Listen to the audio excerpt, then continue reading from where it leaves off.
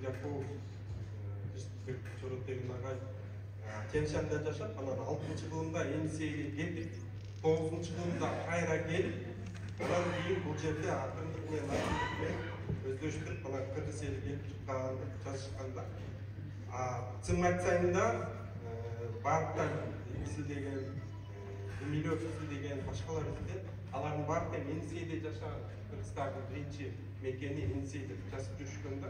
Бирок Худяковдор ушул жерде кичине мындай башкача жолго өтүп кеткен да, ал Енисейдеги 7 кылым тарыхыбыз жок болуп кеткен да ушул жерде. Анан ошондуктан Виктор Ивановичтин жанагы жасап аткан маанилүүлүгү ошол 7 кылымды кайра алып келиш керек болот да бизге. Ошондо болот анан бияка көчүп кеткенде жана Эренектин баласы алып келип атат да, өзүнүн жанагы тегерегиндеги кыргыздардычы. Ошол менен биз 22 кылым болуп, жанагы Аскар Акаев 22 кылым тарыхыбыз бар деген ошол баары туура келет да. Ошол жагынан бул маанилүү болуп атат да.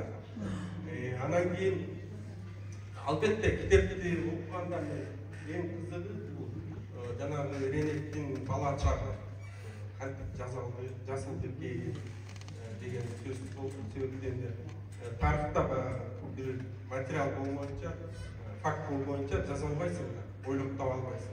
Ошолордун баардыгы бул илимий адам болгондуктан мындай аябай таптыштык менен жасаганда атасынын эмесин алып, анан атасынан үйрөнгөн деп мындай салыштырып жасаган окугандар көрөсүздөр, уюлдуктар аябай жакшы жасалган. Анан эмне үчүн Сибирь кыргыздары деп атат? Биз мисалы үчүн буга чейин Енисей кыргыздар деп билебиз. Себеп дегенде ошол Сибирьде, Енисейде жашаган менен бүт ошол Сибирь регионуна баягы таасир берген да кыргыздардын мамлекети. Анан бул жер жабасында албетте бүтүндөй Сибирь эмес, бияка чейин келишкен. Ошондуктан Сибирь кыргыздары деп атаганыбыз эң туура болот деп жаңы сунуш бергизип атат. Мында маанилүүлүгү, мынакей бизде азыр кыргыздардын баары ошо Сибирь регионунда миграцияда болуп иштеп жүрүшөт. Аларга да мындай жакшы, себептенде өзүнүн мекенине келип иштеп аткандай болуп, мындай бул жагынан да чоң позитив плюс бар да деп. Анан эми эрдиктери жазылган, эрдиктерин окуп атканда өзүңүздөр көрөсүздөр, ушунчалык кыйын абалга түшкөндүгү айтылат.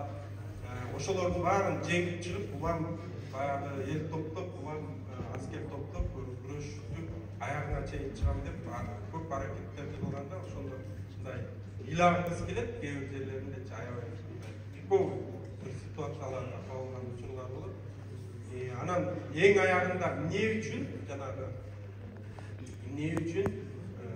кыргыз мамлекети аяктан жок болуп кетти? Баягы акыркы согушка барганда өзүнүн улуу баласын кошо алып барат да, анан экөө тең жанагы ловушкага түшүп кайтыш болушат, ошол жерден өлтүрүлөт. Анан ошондон кийин жанагы кыргыздарды кайра ошо Эренекте чогулта турган киши болгон эмес да, дарамети жеткенбиз, кайра чогултканга. Анан ошого жанагы бир баласы өзүнүн тегерегиндеги элди алып бияка көчүп кеткен да.